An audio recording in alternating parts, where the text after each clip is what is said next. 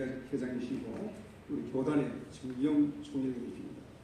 현재 관할교회를 담임하고 계십니다.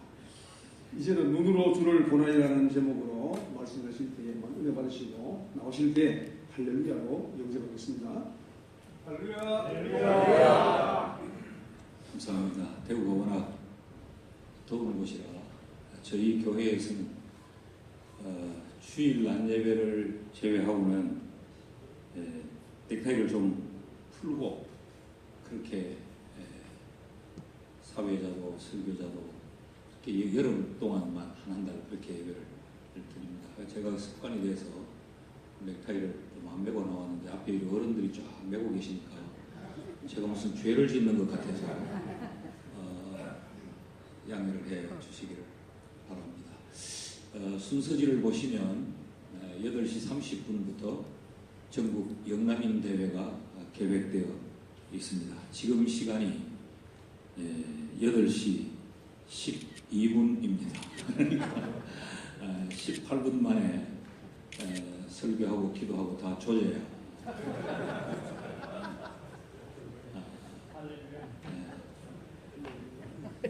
할렐루야 무슨 뜻인지는 모르겠어요. 그렇게 마쳐라 그런 말씀인 줄 알고 혹 1, 2분 늦어지더라도 양해해 주시기를 바랍니다. 요즘 욥기서를 읽고 있습니다.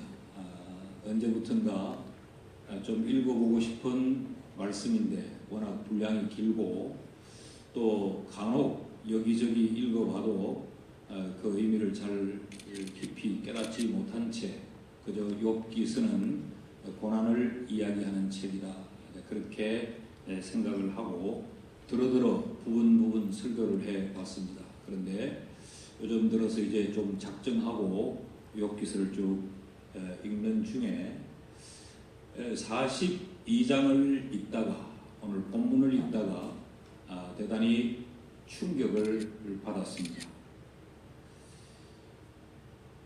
충격을 받은 이유는 욥의 모습에서 제 모습을 보는 것 같았고 외람되지만 욥의 모습에서 오늘 한국교회의 지도자들의 모습이 여기 담겨 있을 수 있겠다 그런 생각으로 적잖이 충격을 받았습니다.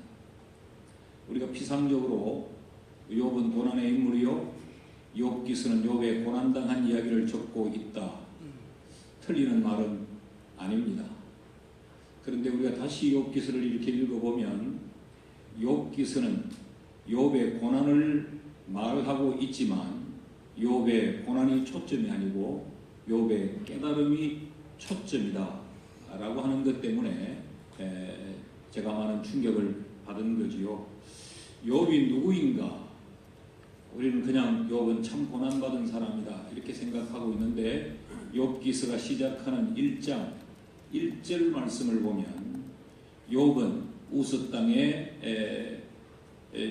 출신인 그 욥은 참 정직하고 온전하고 악에서 떠난 자고 하나님 앞에서 귀히 여김을 받는 자라고 소개하고 있습니다.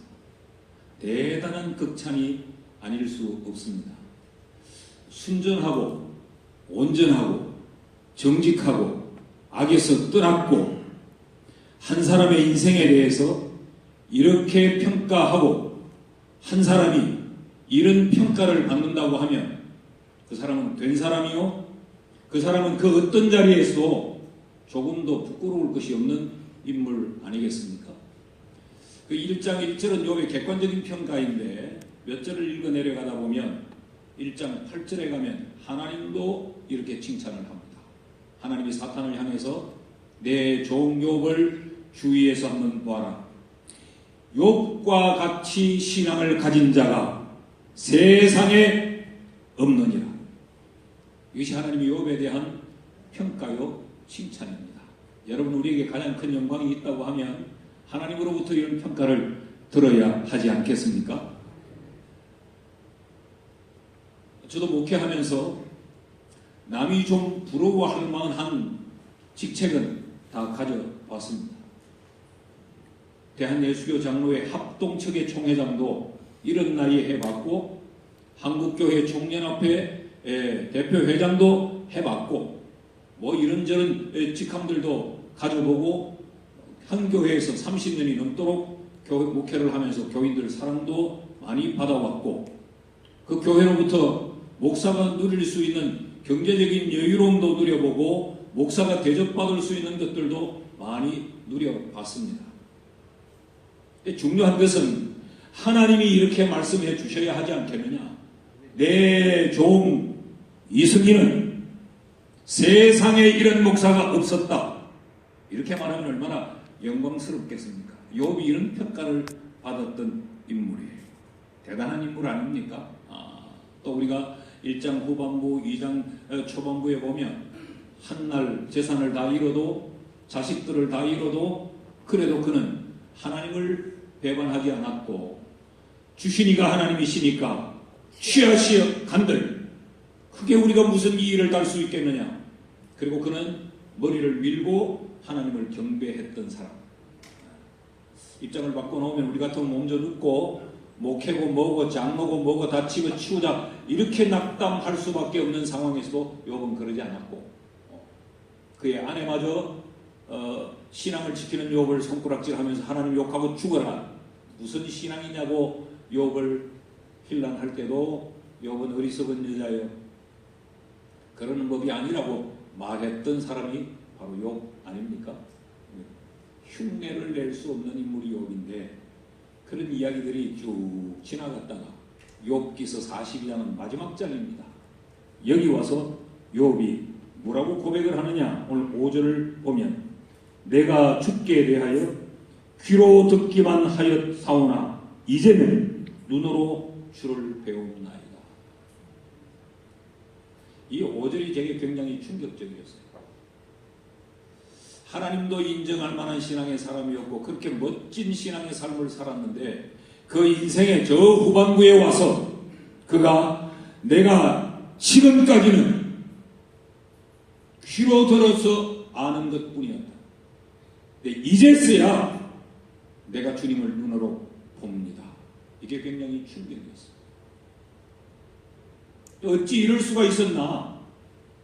그렇게 대단한 사람 욥이 어떻게 그 환란의 그 끝자락에 지나가 어쩌면 그의 인생의 후반부일 텐데 그때 말하기를 지금까지는 내가 귀로 들어서 안 것뿐이고 이제야 내가 눈으로 주를 본다.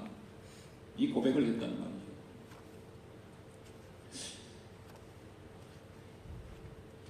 저도 이제 한 3년 있으면 은퇴를 해야 되거든요. 어쩌면 내가 이 고백을 해야 될지도 모르는데 어쩌면 나는 이런 고백조차 못한 채 내 목회를 마칠 수 있지 않을까. 그것이 적잖아 제게 충격이었습니다. 욥의 고백은 더 충격적입니다. 내가 지금까지는 귀로 듣기만 했고 이제야 주를 눈으로 본다 그랬어요. 그런데 3절 말씀을 보시면요 이렇게도 말합니다. 무지한 말로 이치를 가리는 자가 누구니까 나는 깨닫지도 못한 일을 말하였고 스스로 할 수도 없고 헤아리기 어려운 일을 말하였나이다. 제게는 이렇게 들리는 것 같아요. 수 없는 설교를 했고 수많은 곳에 부흥회를 했는데 너는 네가 알지도 못한 것을 말했고 네가 깨닫지도 못한 것을 너는 설교하지 않았는가? 그런 소리로 제게 들려졌어요.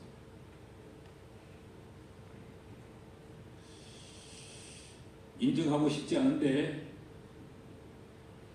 제 심장에 굉장히 방망이를 치면서 그냥 슬쩍 읽고 지나갈 수 없는 말씀으로 제게 계속 메아리쳐졌습니다. 존경하는 목사님, 장로님, 여러분 어떠신지요?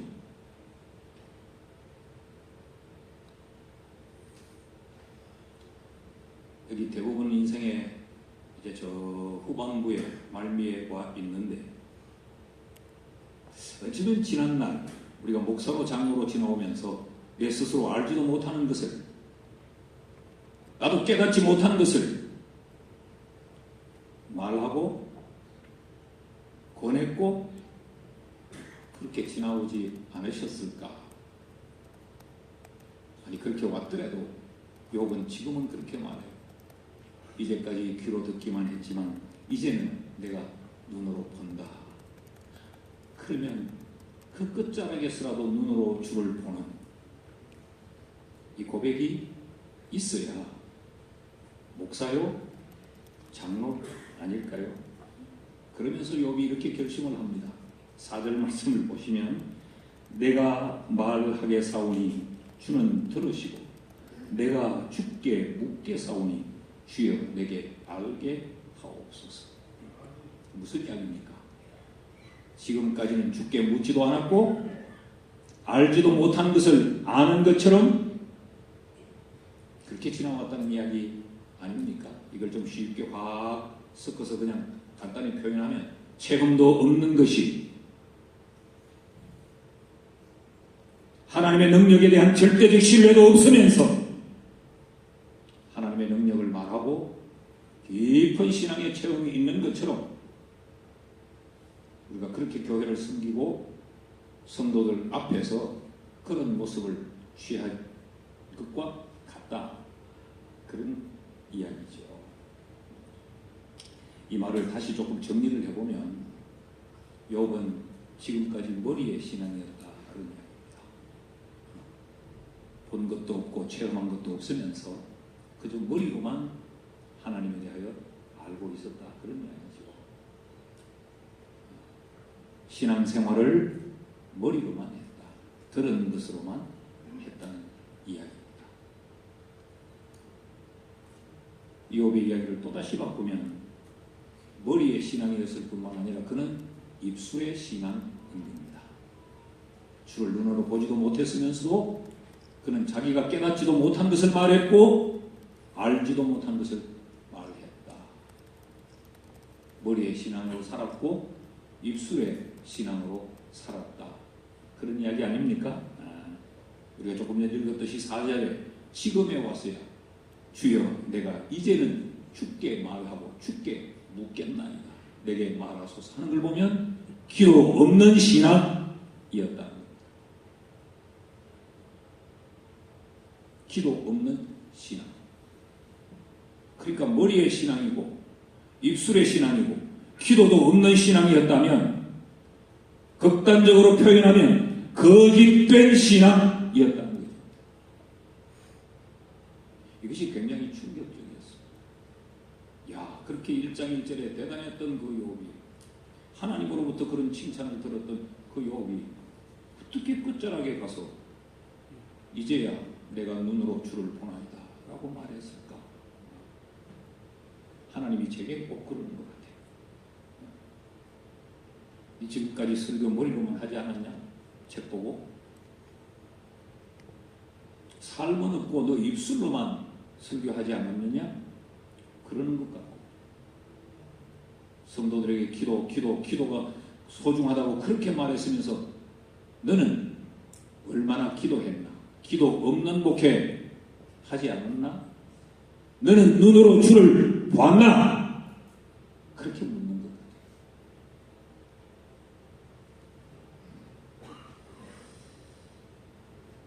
오늘 저는 이 말씀으로 설교를 마치려고 합니다.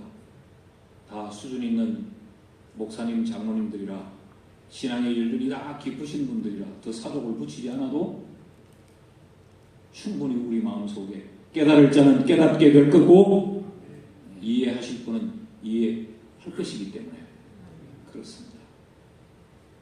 이렇게 마치면 굉장히 비참해요. 그런데 소망이 있는 것은 욥은 그 인생 끝자락에서라도 깨달았다는 겁니다. 이제라도 욥은 깨달았다는 거죠.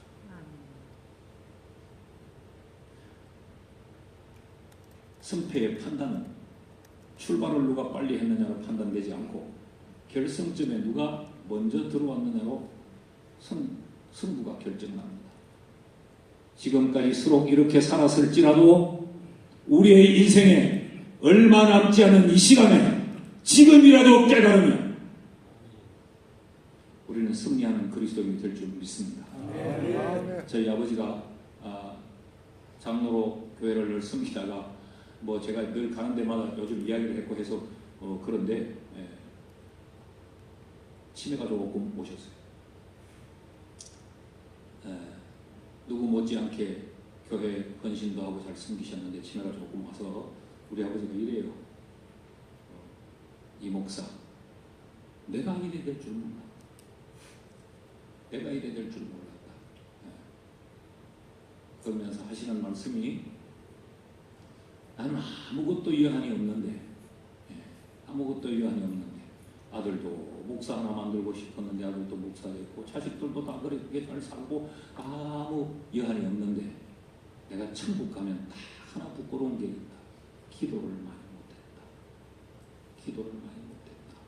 돈 번다고 못했고 자식 키운다고 못했고 기도를 많이 못했다. 니는 기도 많이 해라.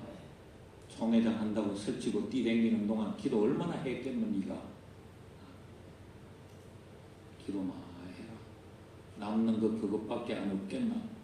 그리고 우리 아버지가 치매가 들고 나니까 정상이 된 것 같아요. 치매 들기 전에는 절대 그런 말 안 했거든요. 명절 때든지 뭐 이렇게 만나서 어쩌다가 교회 이야기 나오면 항상 목사와 장로의 관계에서 우리는 명절 때 늘 싸우다가 갑니다! 이러고 해줬거든요. 내가 목사들 똑바로 해라 이러면 장로가 똑바로 했어 이러고 널리다가 해줬는데 약간 치매가 오니까 우리 아버지가 지극히 정상이 돼요. 보십시오. 여러분 지금이라도 늦게라도 깨달았어요. 내가 이제 눈으로 주를 보나이. 이때가 여기 가장 행복하지 않았겠습니까? 그리고 그는 그제라도 깨달았을 뿐만 아니라 새롭게 결단합니다. 내가 이제라도 주께 말하고 지금이라도 주께 내가 묻게 싸우니 주여 내게 말씀하옵소서. 이건 욥의 마지막 결심입니다. 늦지 않았다고 생각합니다. 아직 우리는 치매 안 왔잖아요. 아직 이 모임에 나올 수 있는 열심과 건강이 있잖아요. 내가 이제라도 주께 말하고 이제라도 내가 주께 묻겠나이다. 주님 내게 말하여 주옵소서. 요건 이 결심이 있었어요. 깨달음이 있고 결심이. 그리고 오늘 6절 말씀을 보면 그러므로 내가 스스로 거두어드리고 티끌과 제 가운데 앉아서 회개하나이다. 요건 그의 인생의 끝자락을 그동안 살아오면서 잘못 그려놓았던 그 인생의 모든 그림자를 하나님 앞에서 회개로 씻어냅니다. 뭐 우리가 아는 대로 올라오는 거 보니 마치라 그 말인 것 같은데 마칠라 하는데 이게 올라오면 또 기분이 조금 언짢아집니다.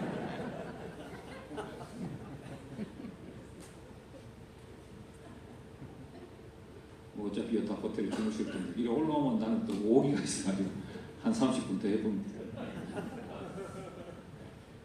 내가 무슨 말 했는데 이제 방금 잊어버렸잖아. 올라오는 바람에. 네? 그래서 하나님은 우리가 아는 대로 우리가 아무리 개판쳐도 회개하면 하나님은 용서하시잖아요. 여러분 저와 여러분에게 회개할 것이 많지 않겠습니까? 교회를 섬기면서 회개할 것도 있고 사업하고 돈 벌고 세상에 뛰어다니면서도 회개할 것 있지 않겠습니까?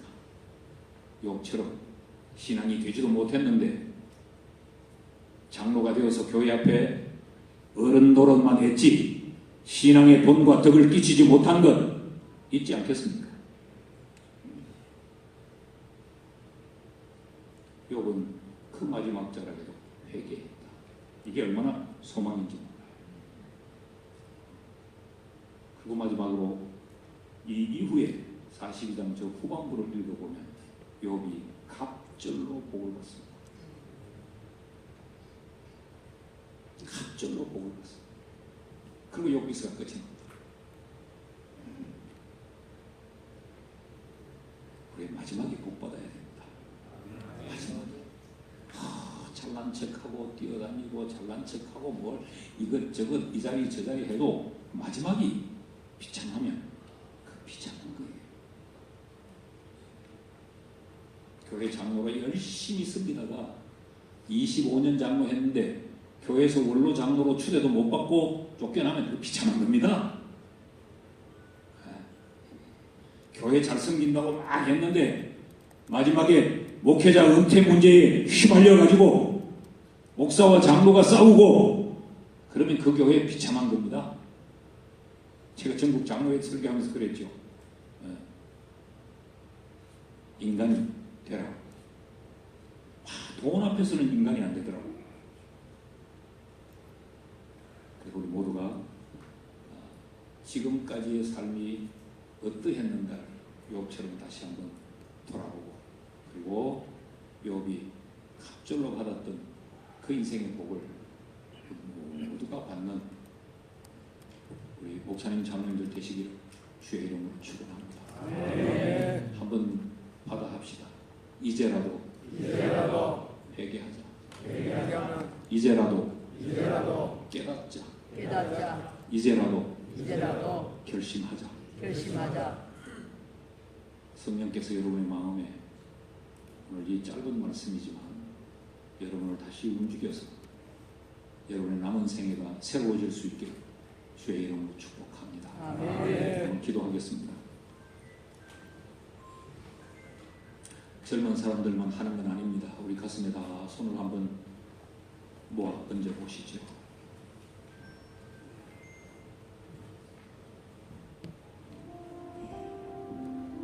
우리도 욥처럼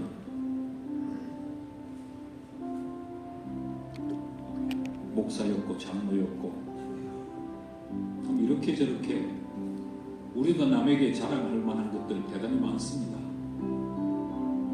그런데 혹 우리의 신앙이 머리로만 믿는 신앙이었고 입술로만 말하는 신앙이었고 기도가 없는 신앙이지는 않았습니까? 욥이 그랬습니다. 이제 내가 눈으로 주를 봅니다. 그랬습니다.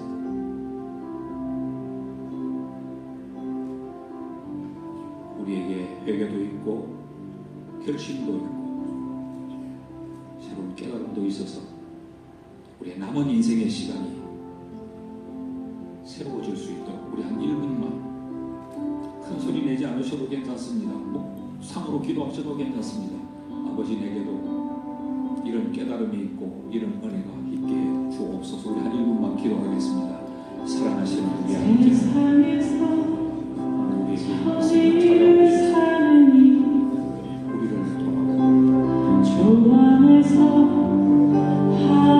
말씀을 찾아오시고 우리를 돌아보고 내가 있게 해 주시옵소서.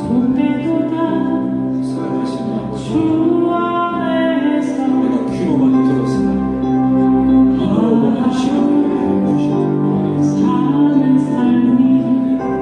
머리의 시간에서 체험의 시간, 입술의 시간에서 삶의 시간, 기도 없는 시간에서 하나님 앞에 묻고 묻는 시간에서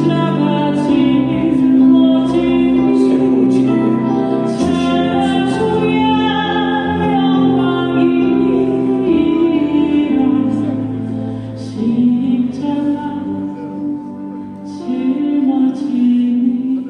사랑하시는 아버지,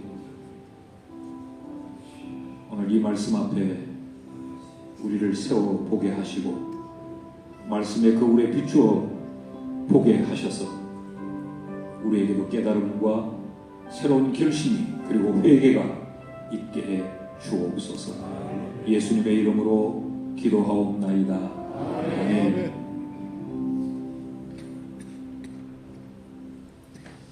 예, 은혜의 말씀으로 깨달음을 주신 우리 김병철 원장 이승희 목사님께 감사하는 마음과 하나님 앞에 영광의 박수 드리겠습니다. 이 시간 실무회장에 계신 이양수 목사님 축도하심으로 예를 바치겠습니다. 한 말씀 올리겠습니다. 제가 고2 때 46년 전입니다. 저희 교회 교육전도사님으로 오셔서 첫날 은혜 받은 그 감동이 46년이 지난 지금도 여전히 은혜가 됩니다. 너무 감사하고 그때 은혜 받은 그것이 오늘 제가 목사가 됐습니다.